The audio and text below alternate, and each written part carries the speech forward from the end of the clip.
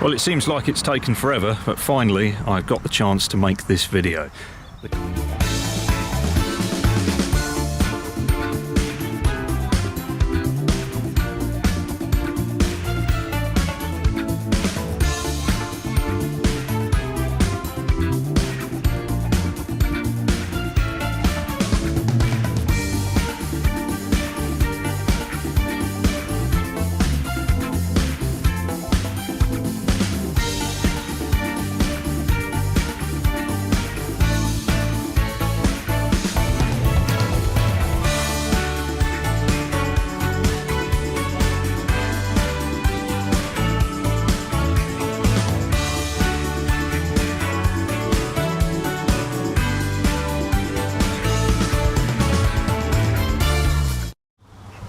So this is a Mark I Ford Granada, specifically the European version of the Ford Granada. The US car was an awful lot different and came out several years later. But in Europe, this is what we call a Granada. This particular car came off the road in 1994. To give you some perspective, I was 2 in 1994, and it's just been sitting in sheds and workshops for many years. Of course, when I got it, it was a complete wreck, and it's taken 5 years to restore it.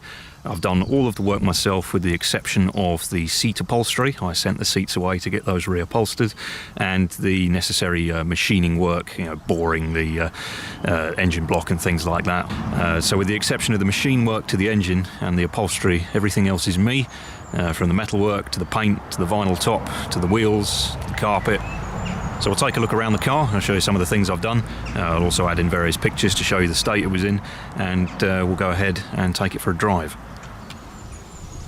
So I've just quietly busied myself restoring this car over the last 5 years. I didn't want to make a video series on it or anything like that, as it would have just added so much time to the restoration process. You think just working on it flat out took 5 years. Well, if you film every step of the way, it's going to take an awful lot longer. Personal project to me. I was learning a lot of new things and new skills along the way, so I just got on with it in my own time, decided not to make any videos about it. So if we start off at the front, everything here is pretty much replaced. There's very little on show that's actually original to the car. Such was the condition of it when I bought it.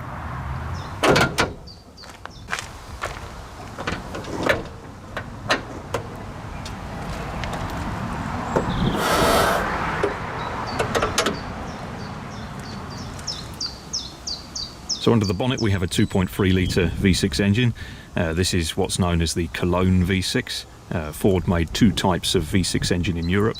You had the Essex V6, designed and manufactured in Britain, and you had the Cologne V6, designed and manufactured in Cologne, Germany. The 2 engines competed with each other in the Ford range, and depending on what car you bought would dictate sort of what engine you had. Some cars would come with the Essex V6, some cars would come with the Cologne V6. Generally speaking, most cars in Europe would come with the Cologne V6 unless you explicitly ordered the Essex, and in Britain most cars would come with the Essex V6. So this being a 2.3 litre Cologne, it's a relatively small engine. As you can see, the engine bay is quite large, and the engine is a little bit lost in there. But I wanted to keep the car to original specification. This is the original engine to this car, so it was very important for me to keep it all original. It makes about 106 horsepower, so nothing special at all. It makes enough power to get out of its own way, and if you pull out in front of somebody, it will get up to speed and get going. It will cruise at 75, 80 miles an hour, but it's not a fast engine. Obviously there's lots of parts in here that have been reconditioned and gone through.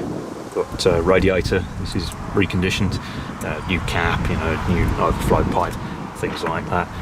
Lots and lots of parts cleaned and painted, and wiring gone through, things like that. Lots of little details and things. I've got the original Motorcraft belt there for the power steering pump. Got the correct type of power steering pump for this engine, even down to the correct style Motorcraft hose clamps where possible. Just to keep everything looking original. I got some stickers for the battery. Made sure I got one of those batteries that looks a little bit like the ones Ford used to use back in the day. And just generally, tried to get this thing as close as possible to what it would have been like when it rolled off of the showroom floor in 1975. Of course, I've been through all the wiring loom, replaced all of the brake lines, replaced the brake master cylinder, Just generally checked and gone through all the wiring loom, made sure everything's safe. Lots of new clips and things. Every clip and every screw is where it's supposed to be, and I've done my best to replicate this sort of organised chaos that is a Ford engine bay. You can see there we've got the original air filter box, which required some repair. Got the original heater box back there, all the correct hoses. Wiper motor I had to replace. The original one didn't work too well. But, generally speaking, every part has been scrutinised, gone through, repaired, cleaned, painted and checked. So there's a lot of metal work going on in here. Most of the front of this car is not original to it. So the bulkhead that runs across here, that is original, albeit I have had to repair it quite extensively in a few places, especially down the bottom down there. But you've got the bulkhead, and then you've got these large chassis members running down here. So you've got that chassis member there, you've got this chassis member here. So that and the bulkhead is all that I had when I bought the car. These large inner wing pieces here, the outer wings and all of the metal work that goes along the front of the car has all been replaced. It simply wasn't there. It had been cut off when I purchased the car. Lots of chrome, lots of cleaning, lots of polishing, various new parts here, there and everywhere. Try and get the thing, looking as close to new as I can get it. This particular car is a GL specification, so you've got these steel wheels with the painted black inserts to look a little bit like Ross styles, but they're not, they're just cheap pressed steel wheels. You've got a chrome centre cap and a chrome wheel embellisher as part of the GL trim package. And those are new parts, and I was very lucky to get those because they do not come up very often for sale. I've fitted the correct type of tyres to the car. These are Michelin XAS tyres, the sort of tyre that this car would have had on it when it was new. Fortunately they're still reproduced, so we got the classic tread pattern. You certainly don't see tyres that look like that anymore.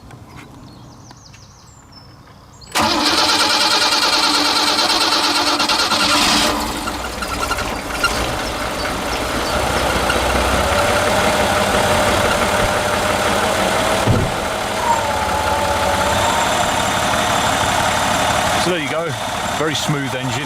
I did also make sure I got this balanced when I took it to the machine shop. I said to the guys, can you balance it for me? So all the pistons have been balanced, crank's been balanced, and it certainly makes a real difference. Very, very smooth. Certainly not going to set the world on fire or win any races, but a lovely, quiet, smooth engine, and just what I was looking for in a car like this.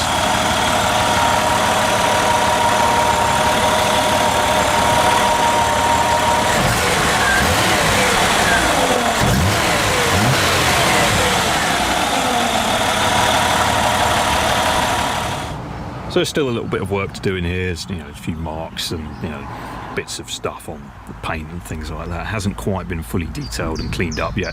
It's only done about 150, 200 miles since I finished it. So I'm still working out a couple of teething issues and messing around with the carb and things like that. But generally speaking, it's behaving itself. I just need to just clean up those last few bits and really get it looking nice.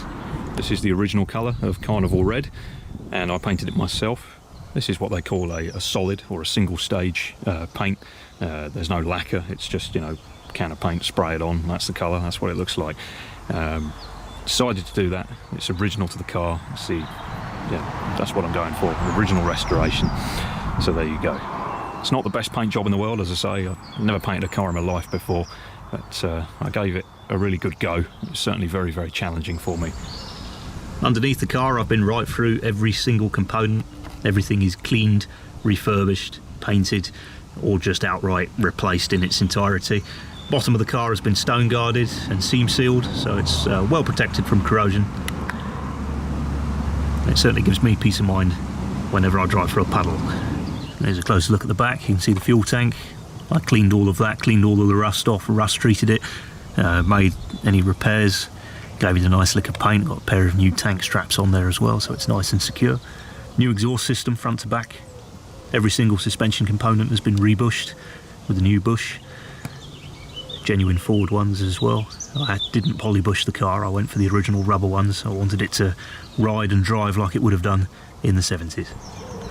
So I'll take a peek inside. This car has a black cloth interior, which I really liked. It goes well with the red. So many of these cars had a brown or a beige interior, and while in good condition, they look lovely. I've got no problem with those at all, but a black interior just looks a little bit nicer, at least to my eyes. So you can see in here, it's a sea of the 1970s. Got a correct spec radio over there. Obviously you'll notice the car is left-hand drive. This particular model was not sold in Britain. This particular car was sold in Germany and the rest of Europe. This one was bought new in Germany, came to the UK in 1985, and it has stayed here ever since. I've had all of the seats reupholstered. Certainly wasn't cheap, but my goodness, what a difference. It really lifts the interior, and it's nice to be able to actually sit in a chair and not sink all the way to the bottom and hit the floor of the car. The car is reasonably well equipped for the 70s. It's pretty much the best car Ford could sell you, at least in Europe. So there are a few creature comforts, but it certainly really shows its age compared to more modern cars. So you do get a full complement of gauges. You've got fuel, temperature, you've got your speedo there, odometer. You can see this car says it's done 86,000 kilometres, but I'm pretty sure that's been around at least once. Notification for high beams, whether or not the alternator's not working, if the handbrake's on, a rev counter, oil pressure, battery. So you do get all of the essentials in the gauge cluster. There was a cheaper version of this cluster on the lower spec cars where you did start getting more idiot lights and less information, but being mid-spec, you do get these gauges in this car. Now your controls for your lights, side lights, dip beam, and then everything else is controlled pretty much off of this stalk. So you've got left indicator, right indicator, your flash, your wiper is this button on the end, and the speed of the wipers is here. There is no intermittent, and the speeds of the wipers, it doesn't really make all that difference. It just makes the motor makes more noise, but nothing really seems to really happen. Push button for your horn. Certainly don't sound like that anymore. And then you've got controls here for the windscreen washers and the demistable rear window. When you press the washers, the wipers do actually come on, and that's quite impressive really, because a lot of stuff didn't from that era. Up here you've got your radio, your heater controls. The heater controls are very basic. You've just got up and down, hot and cold, and on and off really. That's about it as far as the heater goes. And then down here you've got a clock that's pretty much the loudest thing in the interior. Up on the headliner you've got control for your interior light. You turn it off, turn it on. And there's the handle for the sliding roof. This car has a sunroof, as many of them did, which means I ended up having to do more rust repair, as the cars with sunroofs always rot a little bit worse. We've got seat belts in the front, standard fare really, and they're on this pivoting arm here, which is unique to the coupe, so that it's just a little bit easier for the passenger to get into the back of the car. Seats tip forward, as you would expect on a two-door car, and then you have an awful lot of space in the back. So although it's a two-door coupe, it's based on the standard saloon, so there's an awful lot of space. I've got the driver's seat set for me, and I'm over 6 foot, and there is plenty of room between my knee and the back of the chair. Something that's certainly missing from the back of a lot of modern day cars. There is a huge amount of space back here. And of course, like the front seats, I had this seat reupholstered as well. The headliner is the original. I managed to give it a bit of a clean and just get it to go back where it came from. That's a nice touch. I was really pleased I was able to save the original headliner. You can get new headliners, but it's just nice to save a little bit of the original car, considering I had to replace so much. You don't get anything exciting in the back of the car, just an ashtray, because of course 1970s, so everybody smoked. Some grab handles up here with a small coat hook. Got one of those on both sides. And then of course there's a grab handle for the passenger as well. Very large, steeply raked back window with a large parcel tray. I was really pleased to have this parcel tray. A lot of these cars came with an additional speaker for the radio in the centre. This car didn't. So it's really nice to have the parcel tray without any holes or damage where people have installed big stereos and stuff like that. It's very hard now to find a good parcel tray for one of these cars. One of the reasons why is, as you can see, it's a lovely sunny day, and the sun just beats on these vinyl parcel trays, and they'll very quickly start to go brittle and break up. Only last a few years. So we'll take a look in the boot.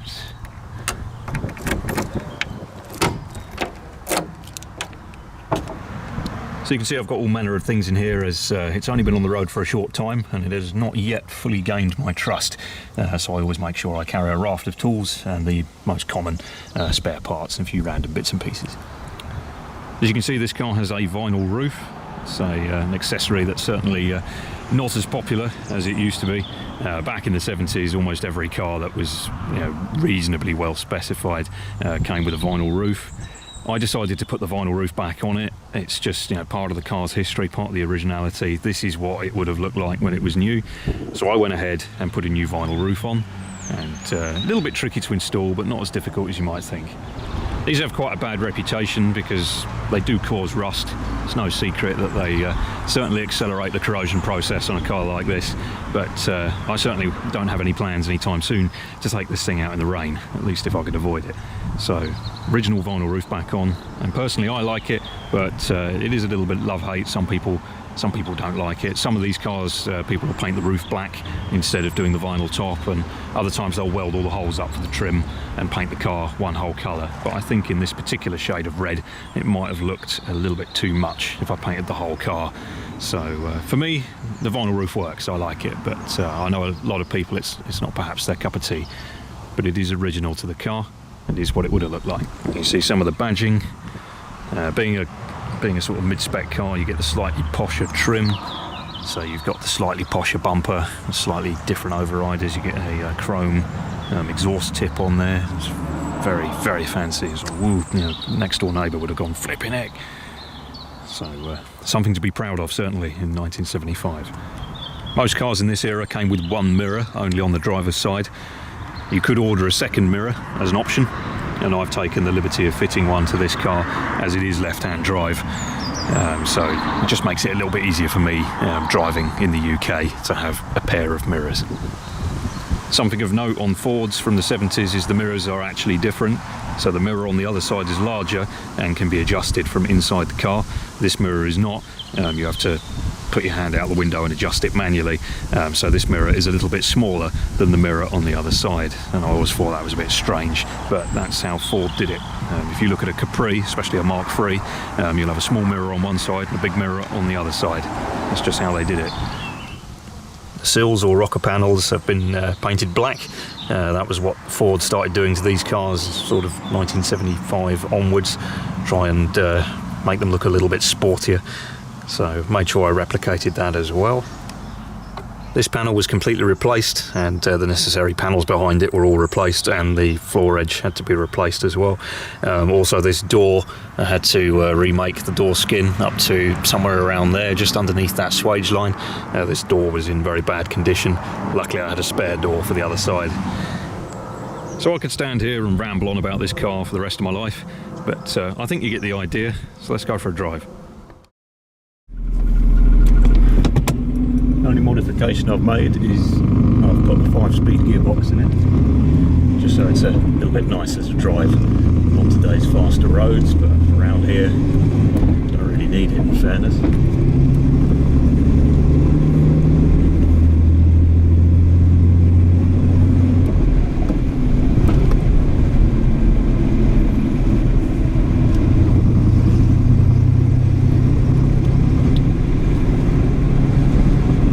What this car was for, just cruising around. It's lovely to drive, very soft suspension, very forgiving. Once you're happy that it's reliable and it's not going to break, it's very nice. Just relax in the car, one hand on the steering wheel. We're probably only doing 25 miles an hour. Soaks up the bumps. That's what's really missing from a lot of modern cars today, is the ride really is very harsh in so many of them. But this, very happy. feel the car move a lot on the road. You feel the body shell really lean and sway, move around, but it has a sort of comfort all of its own.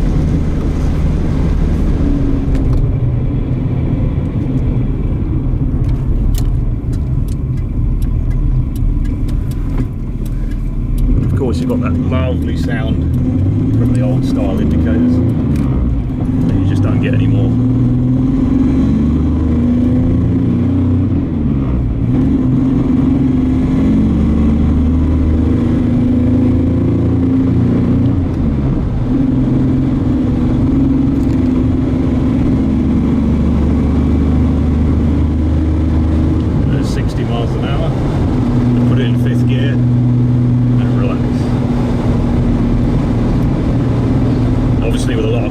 You get quite a lot of wind noise. The aerodynamics just, wasn't quite there in those days.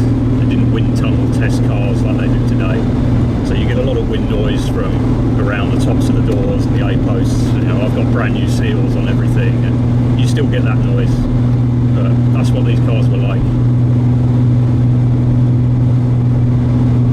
Cars have come a really long way, in the last 30, 40 years, and brought levels of refinement that were just previously unheard of. But I think in the process of doing that, it lost a little bit of magic. And although these cars, a modern car run rings around it, this just has personality. It has something, you relate to it, you like it, you enjoy it. You don't get that with your modern car. It just feels like an appliance.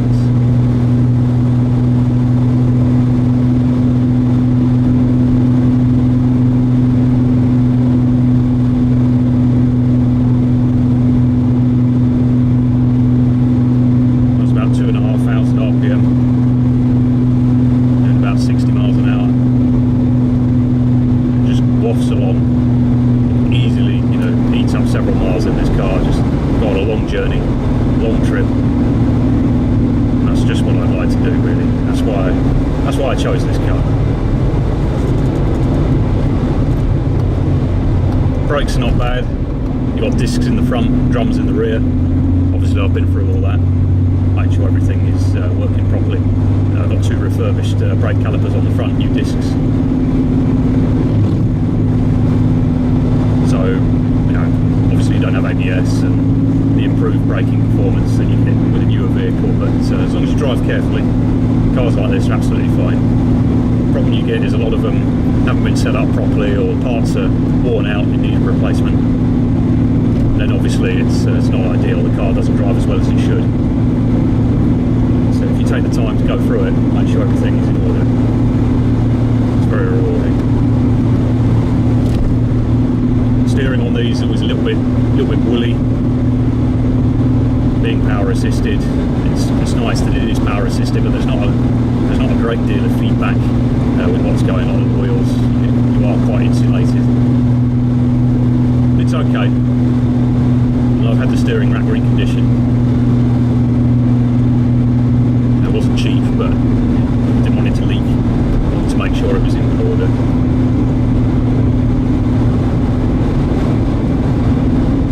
Yeah, so there's a little bit of play in the steering, but it's not terrible. I mean, that's moving the car, doing that. I've driven far worse.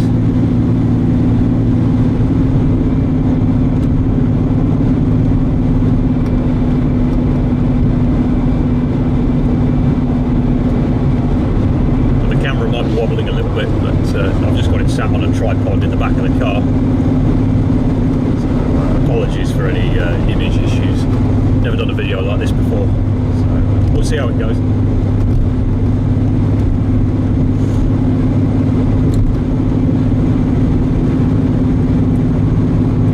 All things considered, I'm very pleased with the paintwork. Paintwork was really challenging. I really struggled in some cases with the paintwork. I found it very difficult. But I look out across that bonnet there, and it's all flat and polished, glinting in the sun.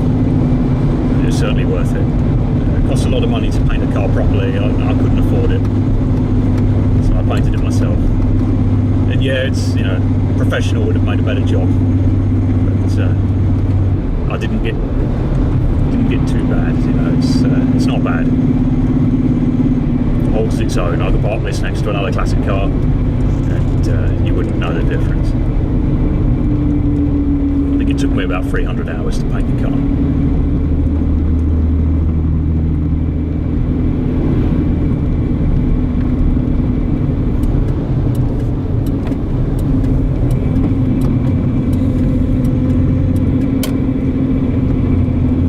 Faster road.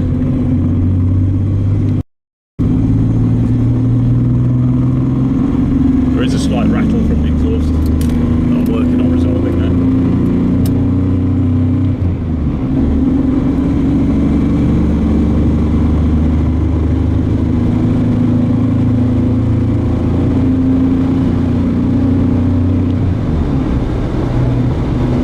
There's 70 miles an hour.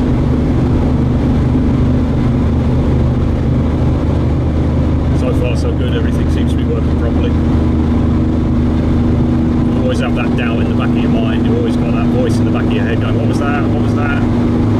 So after a while, you get comfortable with the car, you know the car's going to be okay. You can settle down and just enjoy the drive.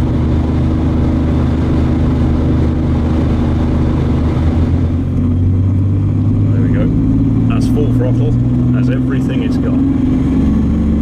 3,000 revs, 3.5. So that's 60 mile an hour in third gear, coming up to 70. There's 70. Put it in fifth, relax, cruise along. That's why I put that 5-speed gearbox in. We're doing just under 3,000 revs. We're doing 70 miles an hour. A lot of modern cars will be doing sort of 2.5, 3,000 revs at 70 miles an hour, so that's fine for me. The 4-speed box these cars come with is good, you know, it's okay. Depending on what you want to do, it might actually be a better option. But for me, just driving around, I prefer the ease of the 5-speed.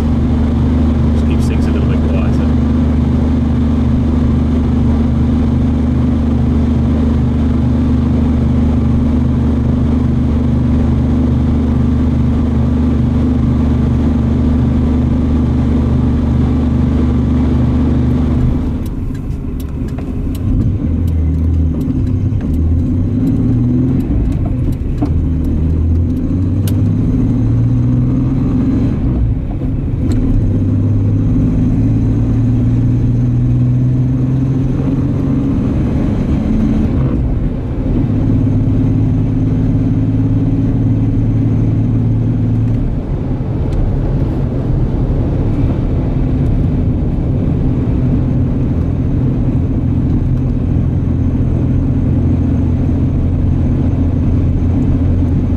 Okay, well, I hope you enjoyed that. That's my 1975 Ford Granada. I'll always be tinkering with it, always be things to do. But, the main part of the restoration is now finished. It's been a long time coming. But that's one of the reasons why there haven't been so many videos at times. I've been busy at the weekends, busy welding, busy painting, doing wiring, building an engine, gearboxing bits, whatever it might be. Those days are behind me now, and finally I can actually get out in the sun and enjoy the car for what it is.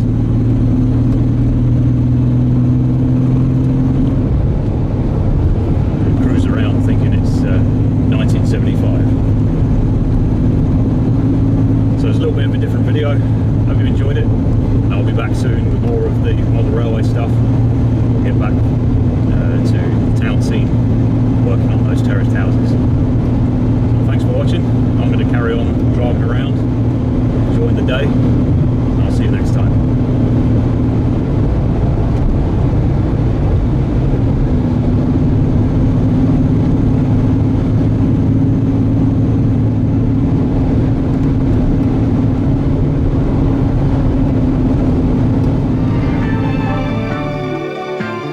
The luxurious Ford Granada puts the emphasis on engineering. Take one for a test drive.